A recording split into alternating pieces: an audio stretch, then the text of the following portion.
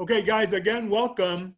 As I asked you earlier, you know that last time you guys were supposed to see some short films, which in my opinion are all very good. They're excellent.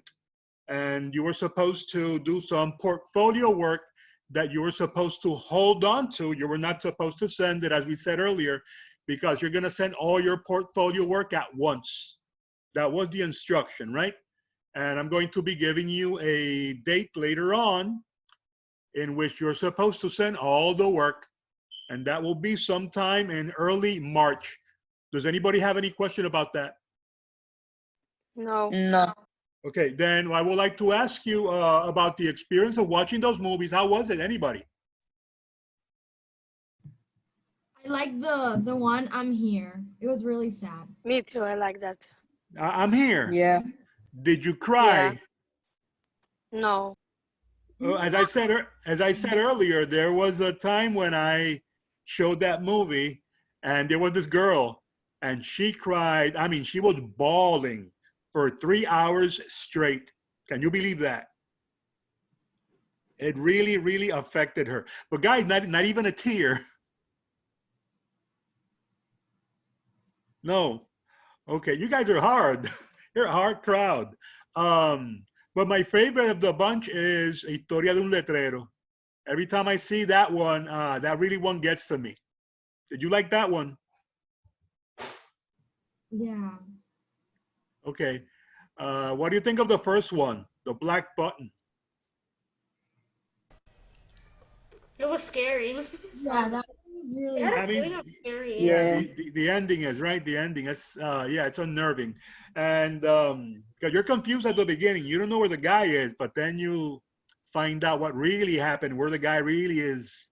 So, and finally, you guys saw the French Doors. Did you like that one? me asustó cuando vino like the person in black de la nada ahí. It Eso was like a sí. shadow. It was like his shadow, right? Yeah. It was like a shadow world. Yeah, that door gave you access to a shadow world. Yeah, it was creepy. Yeah. So the bottom line is that you enjoyed. Did you enjoy yourselves? Yeah. Okay. Well, remember that there you were supposed to choose two of those four movies, and the work that was assigned was that you had to answer four questions that dealt with exposure, with composition, and lighting, right? And you were supposed to answer all four questions for each of the two movies that you chose. And once you have that done, you're supposed to like save it as a PDF in your computer or wherever it is that you save your work, and keep it there with all the other portfolio work. How many of you are making a folder with all the work? I have I, one. I have Okay, one.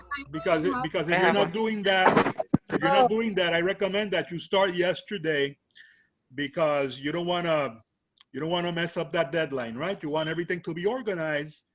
And if you're working correctly, right, you're being organized, you keep everything safe. And when I tell you send it, no big problem, no big deal. It's all easy, it's all good, okay? So please work that way, okay? Because that's the smart way. All right, do you have any questions regarding anything before we begin today's lesson? No. Nobody. Okay, then let's move on to today's lesson. You all see the presentation. Let me activate the slideshow. And the title of today's lesson is The Crew, what I call the secondary crew, okay? We spoke about the crew, but primarily what I call the primary crew, right? I mean, this is, when I say the secondary crew, this is something that I made up for the class, okay? That title. And I'm doing it to distinguish these people from other crew members, such as the producers and the directors and the director of photography or the DP, the writers, and all those other very creative, powerful people. There is someone also that belongs in that group that I have not discussed yet, because that person's work is done after the movie is shot, which is a very important and powerful person. And that person is called the editor. Okay, but we're going to be talking about the editor in a future date. Right now, you know that we are in the middle of the process, and we are in the step that is called principal photography. So today I would like to talk about those people that are part of the crew and that most of their functions take place during this stage of filmmaking, okay? Any question before I begin?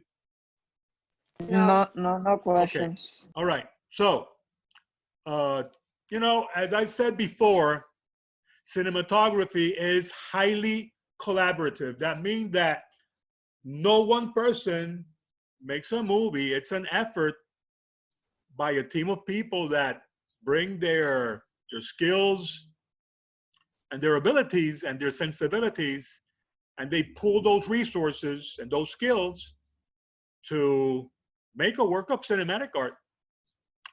If you have noticed, at the end of every movie, we have something called a credit crawl.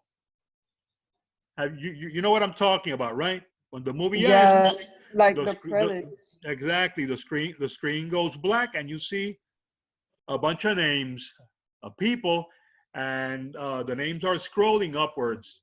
And sometimes that scrolling can last for minutes, for a long time, depending on how big and complex making that film was. You have movies that require small crews, but you have other movies that require enormous crews that include thousands of people.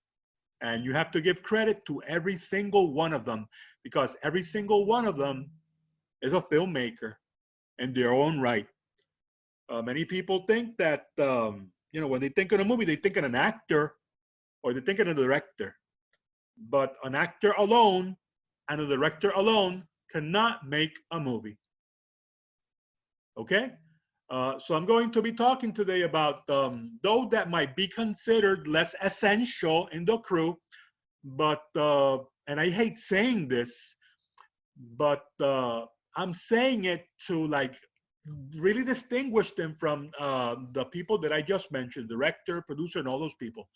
But about these people, the movie will suffer, or the movie cannot even be made. So I don't want to undermine what they do, because what they do is also important. What we have to keep in mind is that some things are more important than others, right?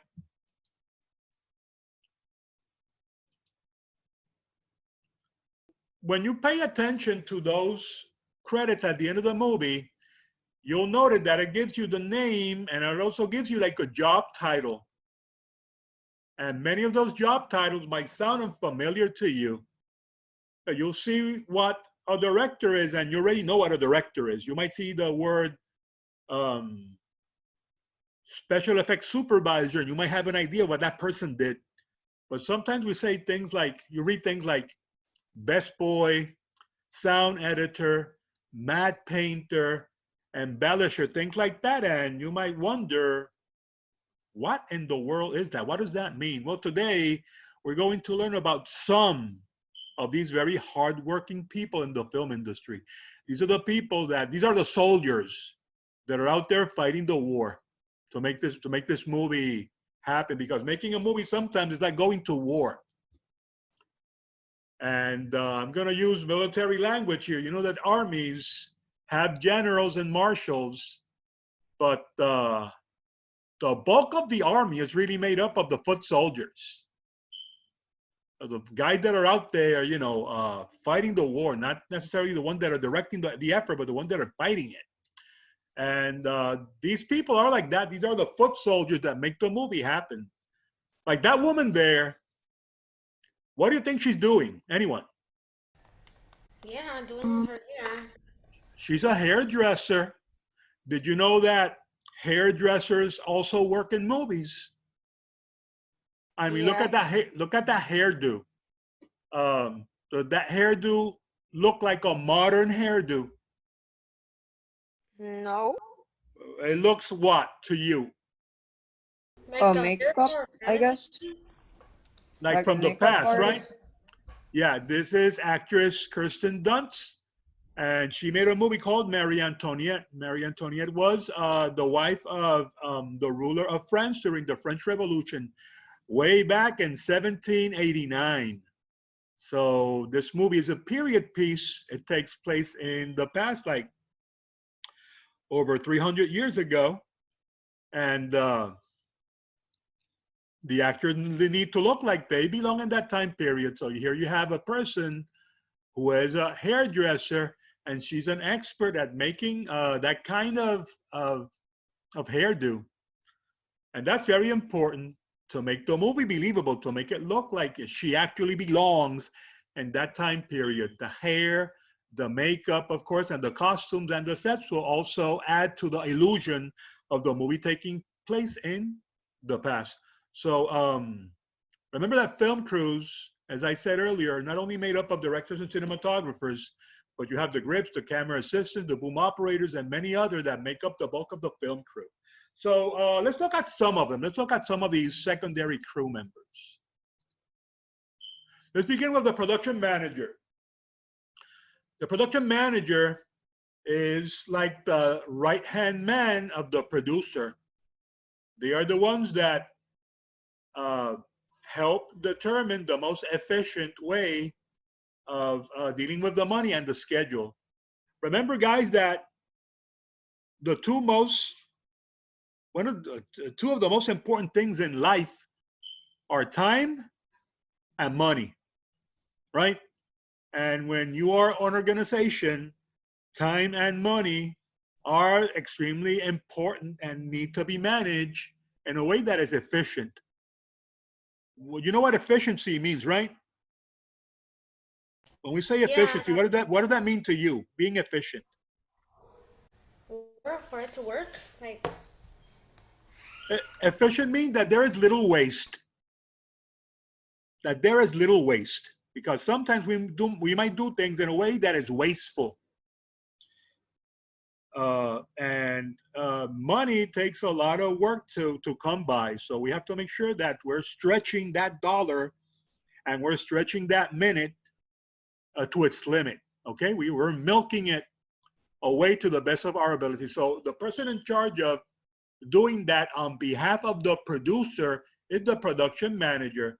They are the ones that negotiate business deals with the crew, and for the crew, they negotiate securing locations where the movies are going to be shot, and they also secure technical equipment, you know, the cameras and fans and lights and all the things that you might need to make the day-to-day production efficient and running smoothly.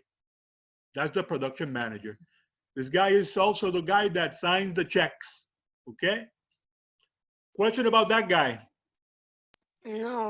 Okay, the other person that we're going to present to you today is the first assistant director. Directors need assistant, guys, because you know that the work of the director is very hard. Probably, in my opinion, the hardest one. And they need people that will help free up their time so they can concentrate on other important things, because the director has to deal with many things. So first assistant director is going to come in handy to help this director deal with some things. This person is the director's right hand person, and this person deals with many important issues that require the attention of the director, but the director might be too busy doing other things like doing rehearsals, blocking. Remember blocking the Yeah. scenes, and all those things are very time consuming. And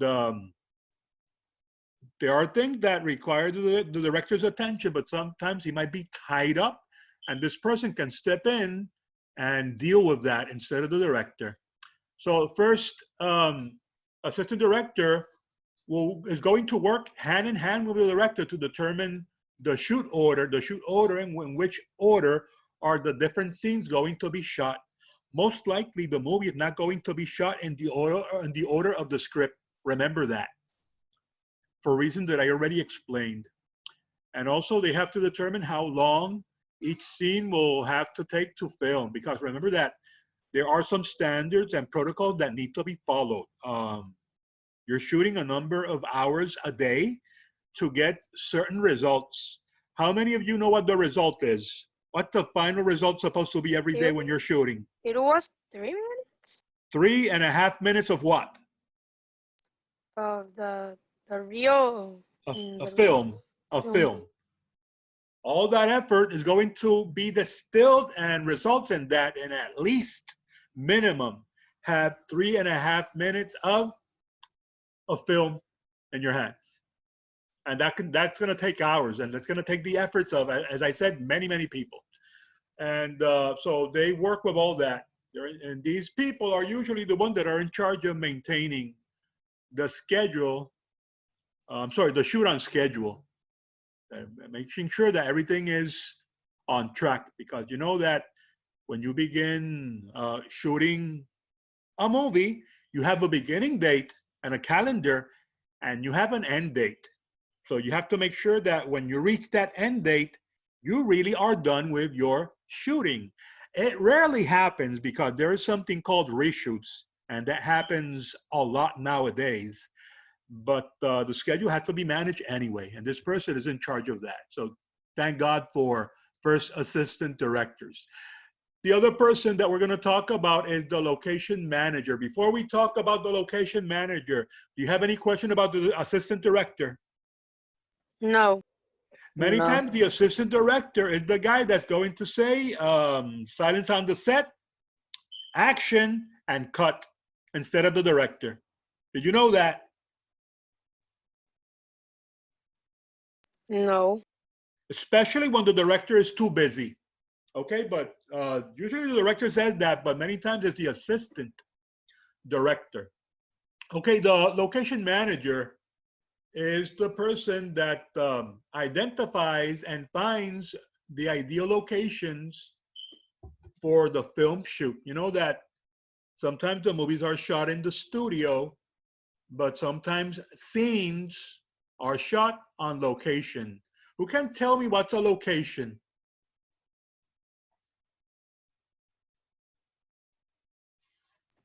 What's that? We discussed that. What is that? Where like they shoot the film like in the certain scene, like for a certain scene. Let's say that you want to shoot uh, a chase in a street, a car chase in a street. Are you going to build a city with the streets to shoot that? No. That would be crazy, wouldn't it? That would be so wasteful when we already have cities that have streets. So what do? We find the streets that we think are ideal for the shoot, and then we contact the city or the county government and ask for permission. This person is the person that negotiates that. Sometimes, let's say that you want to shoot in Aguadilla, but you will have to contact the mayor of Aguadilla, right? So the government of the city of Aguadilla can give permission. They might charge a fee because they're going to like probably close some streets for some hours, limit the traffic. They might assign some resources for security reasons, like the city police or something like that. So that has to be negotiated. You just don't go there. Okay, we're gonna shoot that. That's not how it works. This person negotiates all that, so everything can run smoothly and legally, right? Uh, this person deals with many issues like the cost and terms of hiring people and the crew and vehicle access, vehicle parking because people got to drive to get to work, right? A noise reduction because people might live in an area where you're going to shoot, and any other official permit that might be required. Once they begin shooting the film, this person is in charge of managing all the aspects of the shooting at that location. So at the end of the day, when they are done shooting, everything is left the way it was in the best shape possible. I mean, you don't go to a place to shoot and destroy it and mess it up and leave it in a bad condition. You're supposed to, if you're going to shoot at a location, you leave it the same way or better than you found it. Is that clear, guys? Yeah. Yes. And I'm Yeah. saying this because you will someday be shooting and you might be doing something that might create some type of alteration in the area, and you cannot go and leave a mess. Usually when we go shooting on location, we eat, we have lunch and stuff like that. And we carry around garbage bags and all that because we have to leave the place super clean. You cannot even leave not even a napkin, because then people are going to complain, and you don't want that, right? No. No, you want, so you, when you go to a location, you respect the location, especially if it's a beautiful place, right? Like a beach or a very beautiful place or a park. You want to leave it in pristine condition, right? And this guy is the person in charge of that. Any question about the location manager? No. Yeah, guys, making movies is a lot of work, you know. So like, yeah, there are many, many details that you need to give attention to. The other person that is part of the secondary crew is the script supervisor. I mentioned this person a while ago. I mentioned this person when we were talking about the writer. And the writer is mostly there during development and pre-production. Usually by the time they're shooting, the writer is probably gone. In very rare instances, might the writer still be around. It's rare, but it can happen. But usually the person that they have hanging around during the shooting of the movie, during principal photography, is the script supervisor. This person is going to ensure that the shooting of the film makes continuous verbal and visual sense. Remember, the movie is most likely being shot out of continuity, right? Out of, in a different order, not in the script order. Yeah. And we need to make sure that that we shoot everything, so when we put it together, it all makes sense. So this person is it's the person that we call the continuity, one of the continuity persons. This person is going to be checking on and keeping records of dialogue, the performances and actions, the costumes that are being worn by the actors, the props, the set, everything. So when everything is edited, everything fits in together perfectly. And we will not have a film that is disrupted by continuity errors that we call bloopers, right? Because you don't want bloopers in your movie unless you're making a comedy. If you make a comedy and you have bloopers, well, that's part of the fun, you know, that's it's allowed. I've seen movies that are comedies and they have bloopers and you're like, what? And it even makes it funnier. But other than that, you don't want a blooper in your movie because you want people laughing at your movie when you want them to, right? Not when you don't want them to. Okay? So this person has to be very, very observant. We also discussed the makeup artist. We're going to be dedicating an entire lesson to makeup. But I want to bring up this person, the makeup artist, because as I mentioned earlier with the hairdresser, the makeup artist is also, they're all in the same, they all work in the same department. But this person's responsibility is designing a character's look and applying the makeup so that the actors can look the part that they're performing. Does anybody recognize from what movie is this actress? No. Did anybody see The Hunger Games? Oh, actually, yeah, I saw it. Well, It's one of my favorite movies. well, then you know her, right? Don't you? She's from that movie. That person putting on the makeup is famous Yeah. Academy Award-winning makeup artist Vince V. Neil. She comes out in a show called what's the name of the show? Show is called Face Off. I'm going to be showing that a little clip of that show in a future lesson. We also have the camera operator that's part of the camera crew. Remember, this person is not a DP. This person works under the DP. We have the gaffers. I mentioned these people earlier also. They are electricians, and they are the ones that help rig up the lights, right? Because your movies need good lighting. And if it's artificial, well, you need an electrician to take care of that.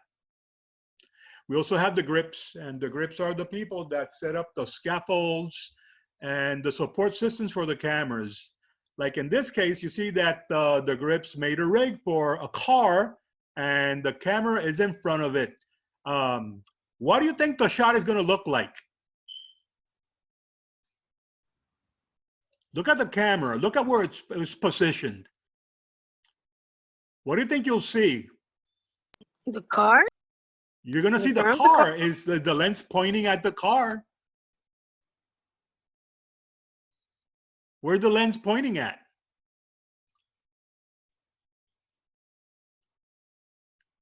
I mean, do you understand the camera, guys? You understand what you're looking To at? the front of the camera. You're going to be like seeing the front of the car. Well, not the front of it, like the front when you're driving to, like, you know, When you're to the front. driving, when you're driving, what do you see in front of you? The roads. You'll be The seeing the road, road. the road. So this shot is a shot of the road, guys, from the point of view of who? The person Of that is in the the car? car. Of the people in the car. It's from the point of view of the people in the car, right? So look at that enormous rig that they put there to make sure it doesn't fall down, right? I love shots like that. They really add to a movie. They really add production value. But we take those things for granted. We start thinking about these things when we have to do them. It's a lot of fun, guys. It's a lot of fun. Another person that is also part of this crew is the sound designer. And these people are going to provide the required sounds for the action that you see. Every time that you see somebody punching someone, or you hear a gunshot, or you hear a scream, or you hear the sound of leaves, or the sound of the air, or footsteps, or anything like that, that is produced by the sound designer. They are in charge of creating many sound designs, but we're going to be dedicating an entire lesson also to the work of sound designing. If you're not into sound designing, there are websites that I will be showing you in the future where to find sound effects that are going to come in very handy when you're making movies, guys, because sound is very important. Okay, sound is super, super important. You're going to see, we're going to be talking about that in Friday's lesson. We're going to be talking about film audio. So we also have the boom operator. This is the person who uses the boom, and the boom is what you see in her hands, is the boomstick and the microphone. And when people talk, we need to hear them clearly, right? I hate it when I'm looking at a movie and you see actors talking and they're like whispering or mumbling and you can hardly make up what they're saying. That happened to you? No. No. I'm always asking my wife, what did he say? What did she say? That's why I use captioning, guys, because I'm almost deaf also on top of that. So I really appreciate it when I can understand what they're saying, when, you know, the dialogue is clear. And part of the job of making that dialogue is clear comes from the boom operator. And some of you are going to be boom operators, right? When you record a movie, you need one. So it's a wrap, guys. We previously stated that these productions can easily involve thousands of people, and we've only discussed a few of them. But there are many, many, many other things that can be done and that need to be done that we did not have time to discuss. But I just wanted to discuss those that I thought were very important because you might end up doing some of the things that we said. So you have a reshoot where you have to answer these two questions. Please answer them correctly. These are supposed to be uploaded in the next 48 hours to the LMS. And in our next lesson, we're going to be talking about this